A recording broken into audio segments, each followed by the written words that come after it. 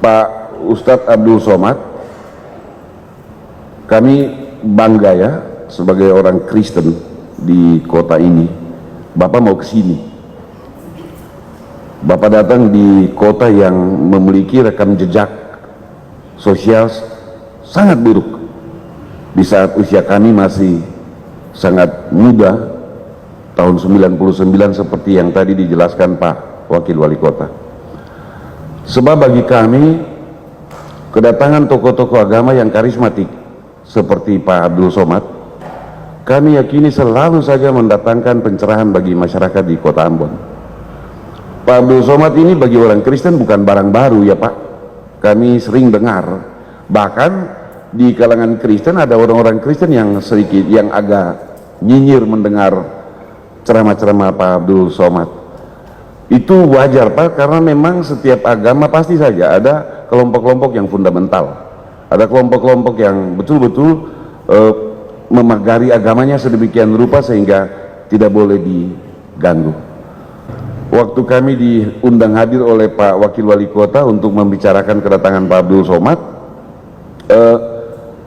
bagi kami itu sesuatu yang menguntungkan, sehingga kami berharap pelaksana Pak Rifki, kalau Pak Abdul Somad bikin ceramah atau dakwah, tolong disiarkan juga streaming, karena pasti orang-orang Kristen di Ambon ingin dengar.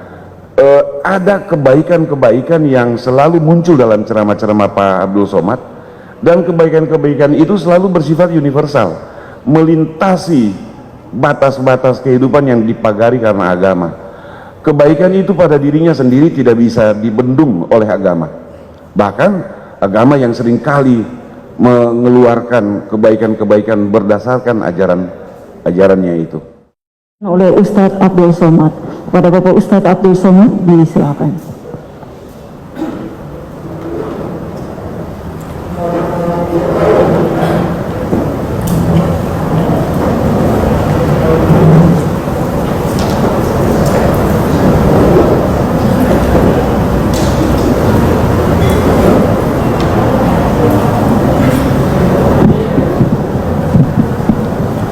Bismillahirrahmanirrahim.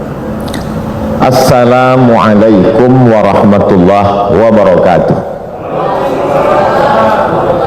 Assalam bahasa Arabnya keselamatan, alaikum untuk kamu, wa dan rahmatullah rahmat Tuhan, rahmat Allah, wa dan barakatuh berkah-berkah dari Tuhan.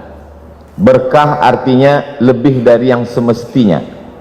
Semestinya bangunan itu tahannya menurut arsitek 100 tahun, tapi karena dijaga, dipelihara, direhab lebih dari semestinya, maka disebut dengan berkah.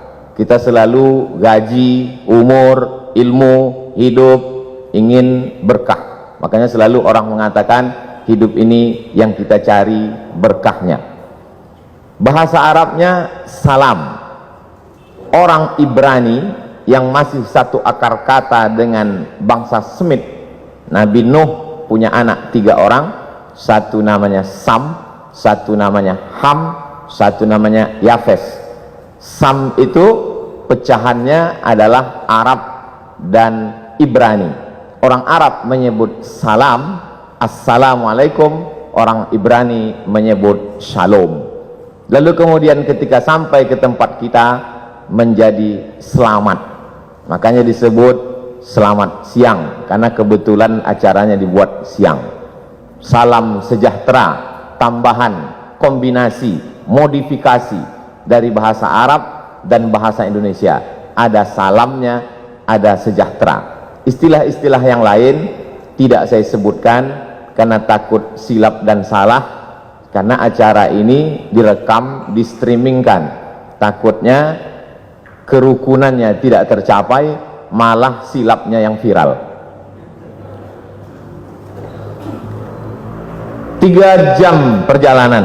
Tadi malam kami bertolak jam 2 dari Jakarta, kemudian saya lihat matahari sudah mulai terbit, kami pun sampai ke Patimura Airport. Selama ini pahlawan nasional itu hanya kami lihat di uang 1.000 saja, tapi hari ini sudah sampai. Sebagai bukti kami ambillah foto berlatar belakang background Pattimura Airport, lalu kemudian disambut oleh Habib. Habib diambil dari kata hub. Hub artinya cinta. Habib orang yang kami cinta, karena kakeknya Muhammad SAW kami sangat cinta, maka cucu-cucunya yang mengalir darah itu pada mereka, kami juga cinta kepada mereka. Kami sebut mereka dengan Habib. Kalau perempuan Habibah, tapi jarang itu kami panggil karena nanti banyak orang yang marah, terutama suaminya. Lalu kemudian saya pun melihat di perjalanan ada tulisan besar sekali, "Welcome to the city of music." Barulah saya paham kenapa orang-orang Ambon ini banyak jadi penyanyi di Jakarta, karena mereka berasal dari kota musik. Bahkan tadi begitu sampai ke atas ini pun kami disambut dengan musik. Lalu ada tulisan besar juga saya baca, Ambon Manise. Alhamdulillah makanannya sudah saya cicipi, manis. Wajah orangnya agak terhalang karena masker ini, tapi insya Allah dari wajah beberapa tokoh kita menilai ada keramahan, ada kesenangan untuk menyambut tamu sebagaimana yang disampaikan oleh Pak Pendeta Ricardo, kemudian Bapak Pastor mewakili uskup, lalu kemudian tokoh-tokoh lintas agama. Sampai akhirnya saya pun sampai ke majelis ini bertemu dengan Bapak Wakil Wali Kota yang kabarnya sudah mendapat beberapa telepon, ada kemarahan kenapa Ustadz Abdul Somad tidak dibuat ceramah tablik akbar di Tanah Lapang. Saya melalui forum mimbar ini menyampaikan, dimanapun saya tausiah hari ini tidak bisa dibuat di Tanah Lapang karena memang suasana kita sedang COVID, tidak bisa kita mengumpulkan orang ramai. Di hotel pun paling banyak hanya 150 sampai 300 orang.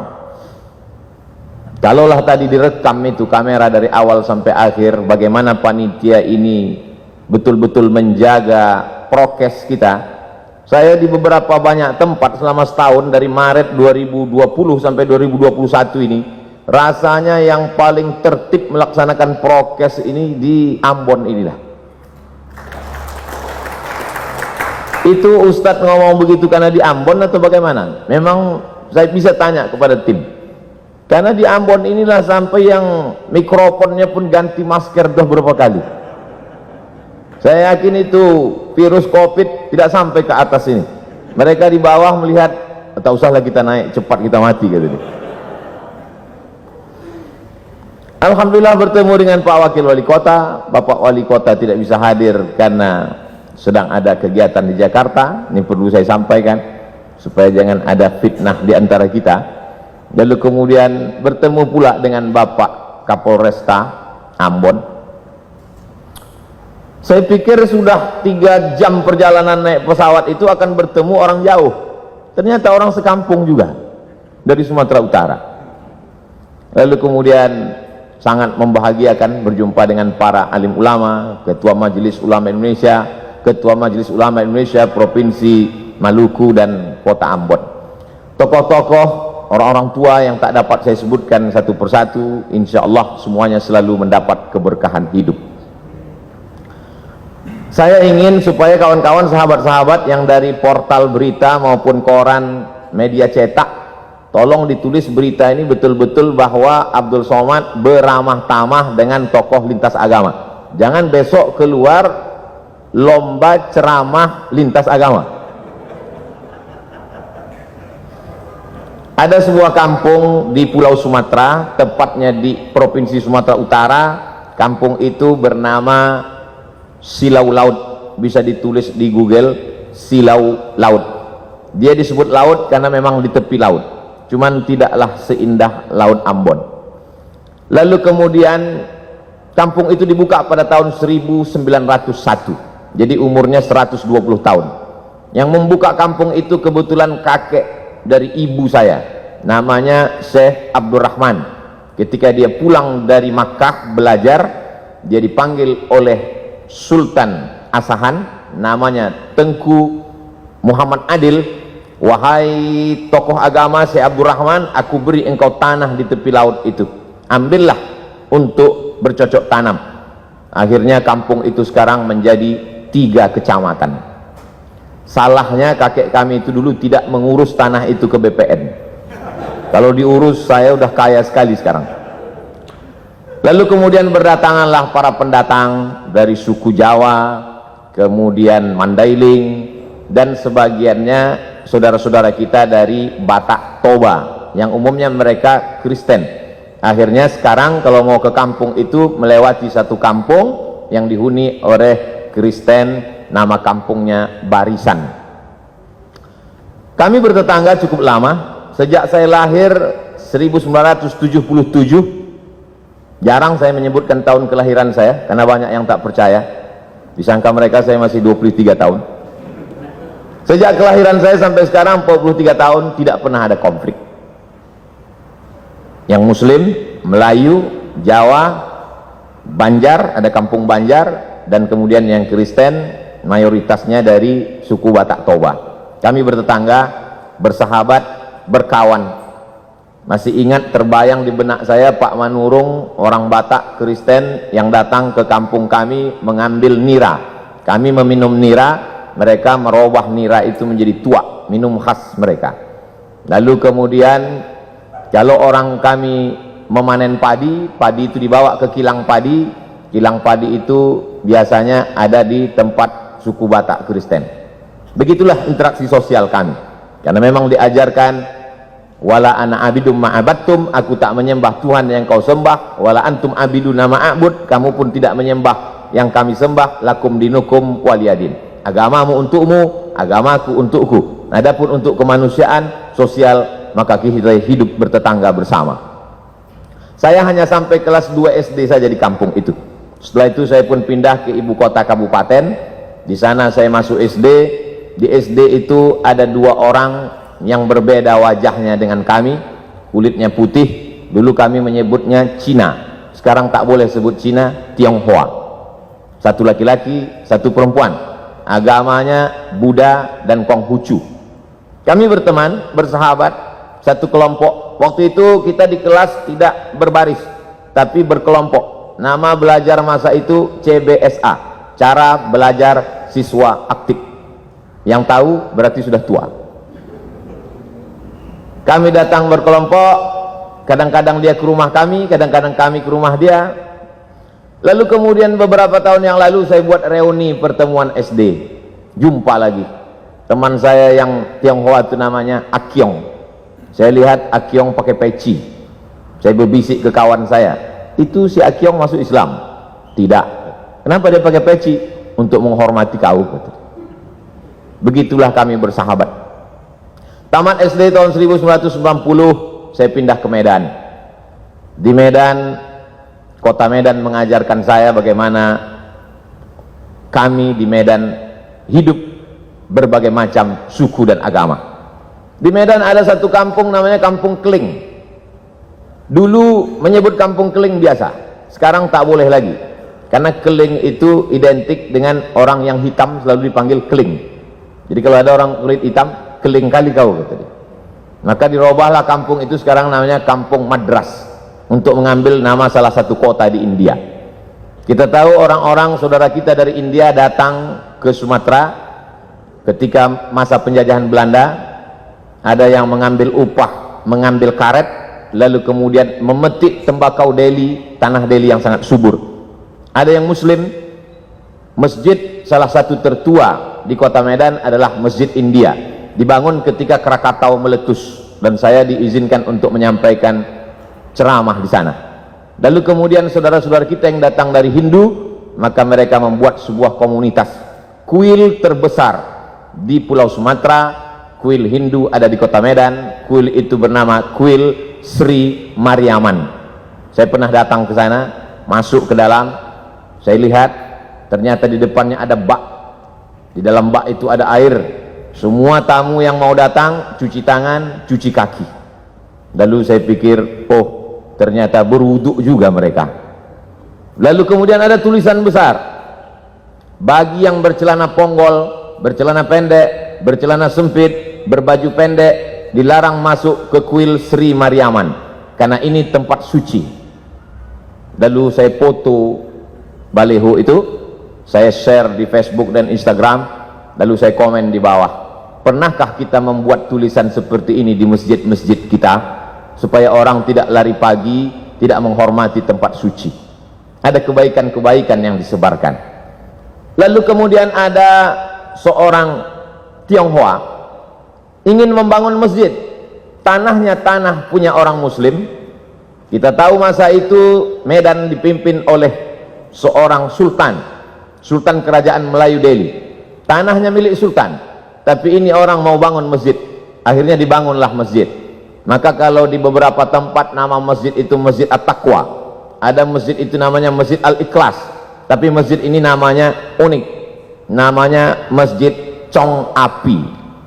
Chong Api adalah nama orang Tionghoa yang membangun masjid itu dan berdiri sampai hari ini. Kalau kita pergi ke daerah Pecinan, maka kita akan melihat rumah Chong Api, dan kita bisa berkunjung ke Masjid Chong Api yang merupakan salah satu objek wisata religi. Lebih kurang 5 tahun saya tinggal di Medan. Setelah itu saya pun melanjutkan pendidikan saya ke Mesir pada tahun 1998. Di Mesir saya menyewa rumah, saya tidak tinggal di asrama. Kami tinggal di model rumah flat, di atas rumah, di bawah rumah. Rumah di bawah ada 3 kamar, saya tinggal di rumah bawah. Di atas rumah Sohibul Bait yang punya rumah. Setiap bulan sayalah yang naik ke atas membayar sewa rumah. Nama tuan rumah kami itu Baba Yosef Hanna, agamanya Kristen Ortodok Koptik. Lebih kurang 3 tahun saya tinggal di rumah itu. Kenapa Ustadz bertahan di rumah itu? Karena itulah rumah yang paling murah. Suatu ketika Baba Yosef Hanna mengeluh kepada saya, ya Beni, dia pakai bahasa Arab juga, ya Beni anakku, saya mesti naikkan sewa rumah ini. Kenapa Baba Yosef? Karena aku kena musab bi saratan cancer, kena kanker. Aku kena kanker, jadi aku mesti operasi. Salah satu income pemasukanku sewa rumah, jadi sewa rumah ini mesti kunaikkan. Lalu saya menjawab ke Baba Yosef, kalau Baba Yosef kena kanker, kami lebih parah lagi dari kanker, kami kena krisis moneter, kanker juga, kantung kering. Jadi kalau Baba mau naikkan sewa rumah ini, kami akan pindah dari rumah ini. Saya lihat dia lama termenung, dia terdiam. Setelah itu dia mengatakan, tak jadi ku naikkan sewa rumah ini, tetaplah bertahan kalian di sini. Sampai akhirnya saya pulang tahun 2002 bulan November, adik-adik kelas saya tetap melanjutkan rumah itu sampai saya datang 2017. Rumah itu masih tetap ada tegak berdiri, tapi adik-adik kelas saya sudah pindah semuanya karena memang lokasi itu sudah direnovasi, sudah tidak layak lagi. Rumah itu sudah menjadi rumah tua, tapi kenangan itu tetaplah menjadi kenangan abadi dalam hati dan pikiran saya. Lalu kemudian pada tahun 2008 setelah belajar di Maroko, saya pun pulang. Saya menjadi ustadz, saya menjadi tokoh agama Islam. Tetangga-tetangga, sahabat-sahabat SD saya tetap menganggap saya sebagai Abdul Somad yang dulu. Sampai akhirnya datang suatu undangan ceramah, saya simpan dalam screenshot, sampai hari ini saya simpan. WA dari Pak Dedi di lapangan Kostrad, dia tentara di Jakarta. Ustadz Abdul Somad, saya mau mengundang Anda ceramah di lapangan Kostrad. Waktu itu belum COVID lagi. Saya tanya, Pak Dedi dapat nomor saya dari mana? Dapat dari tetanggamu yang Kristen Protestan, dia termasuk jemaat HKBP, Huria Kristen Batak Protestan, marganya Panjaitan. Masih kenal? Oh kenal, dia tetangga dekat rumah saya dulu waktu sekolah. Dari nomor dialah aku dapat jadwal ceramah ini. Biasanya kalau ada orang mengundang saya dari satu kota, saya beri ke koordinator kota itu. Kalau dia Jakarta, saya beri ke koordinator UAS, Ustadz Abdul Somad DKI Jakarta, Jabodetabek. Kalau dia datang dari Sumatera Utara, saya kasih ke koordinator. Tapi ini langsung ke saya. Saya bilang, insya Allah saya akan datang. Lalu kata Pak Dedi, katanya mengundang Ustadz Somad susah, payah, menunggu sekian lama. Kenapa bisa langsung dapat? Kalau kalian mau cepat dapat, undanglah melalui tetanggaku yang Kristen itu. Sebulan yang lalu, tetangga saya, lain orang, dia kirim foto rumah mengaji, dindingnya belum disemen, atapnya tidak pakai dek, anak-anak belajar Quran di lantai. Adinda Abdul Somad, itu tempat mengaji itu adalah rumah si Joni, tepatnya di depan rumah si Hot Maharahap. Aku mohon kau dukunglah tempat mengaji ini. Padahal dia Kristen, dia ingin supaya tempat mengaji itu saya support. Akhirnya saya hubungilah tim yayasan tabung, yayasan wakaf Hajah Rohana. Setelah mak saya meninggal, saya buat program kemanusiaan untuk memberi makan fakir miskin, namanya Yayasan Wakaf Hajah Rohana. Saya minta supaya tim mensurvei tempat itu. Akhirnya tempat itu disurvei, berapa lantai yang perlu diperbaiki, berapa harga semen untuk menutup dinding, berapa tikar plastik dan meja, berapa lampu yang mesti diganti dan lain sebagainya. Akhirnya guru-guru mengaji mengucapkan terima kasih. Terima kasih Ustadz. Dari mana Ustadz dapat info dari kami? Dari tetanggaku yang dulu masa kecil sahabatku. Rupanya dia tak sampai hati kali melihat kalian mengaji di lantai. Akhirnya dia WA saya, dan hari ini tetap terjalin. Saya bukan ingin membanding-bandingkan kampung saya dengan Ambon. Tentu tidak bisa mengimbangi yang 100 tahun menurut pakar internasional memperbaiki psikologis orang Ambon perlu 100 tahun, tapi di Ambon cukup hanya 10 tahun sudah selesai. Ini keberkahan. Jadi kedatangan saya kemari adalah untuk mengunjungi saudara-saudara saya sebangsa dan setanah air. Adapun ceramah saya di masjid, di kantor, semuanya direkam melalui kamera, dan kalau signal di hotel, di masjid itu kuat, memang biasanya di streamingkan.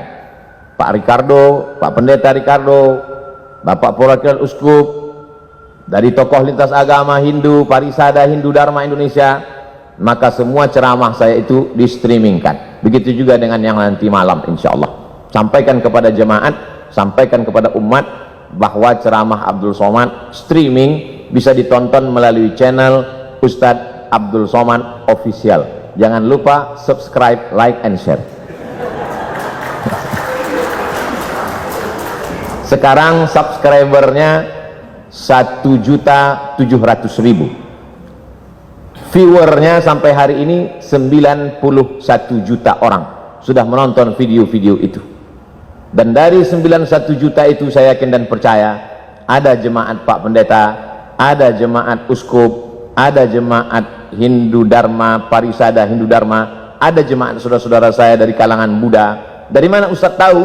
Saya tahu itu karena setiap kali saya pergi ke mall, saya pergi ke rumah makan, dan ketika makan masker saya buka, mereka tahu itu saya, maka makan saya terganggu karena mereka minta foto.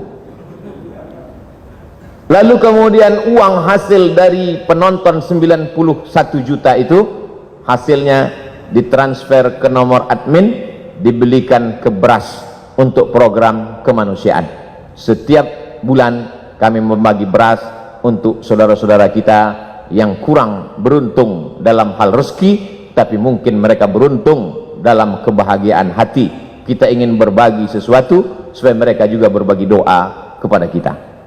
Saya kira itu saja yang dapat saya sampaikan. Saya tidak ceramah, saya tidak tausiah, saya hanya ingin berbagi cerita tentang Abdul Somad yang ada di medsos dengan Abdul Somad yang asli dan nyata. Karena medsos ini rakyatnya tidak jelas, netizen. Kata orang, sekejam-kejamnya Ibu Tiri, lebih kejam lagi netizen. Banyak ketika kita bertemu dengan orang di medsos berbeda dengan ketika ketemu dalam kenyataan. Dan itu fakta. Ketika jamaah bertanya, bercerita ke saya sudah lama melihat Ustadz di YouTube, di televisi, baru ini berjumpa, ternyata lebih muda dari aslinya. Bertemu itu penting. Pernah kamu kenal si Anu? Pernah. Pernah berjumpa dengan dia? Belum. Berarti kamu belum kenal. Pernah kamu kenal dengan si Anu? Pernah. Pernah kamu duduk makan bersama dengan dia? Belum. Berarti kamu belum kenal. Hari ini kita bertemu, hari ini kita bersama, tinggal lagi makan. Ini semakin lama kata sambutan ini, maka semakin banyak dosa saya karena menahan nafsu makan. Saya ucapkan banyak terima kasih. Banyak kata-kata tidak berkenan di hati, menyinggung perasaan. Saya Abdul Somad, warga negara Indonesia, sama-sama manusia, sama-sama mencintai NKRI. Mohon maaf atas segala kesilapan. Terima kasih atas segala perhatian. Wassalamualaikum warahmatullahi wabarakatuh.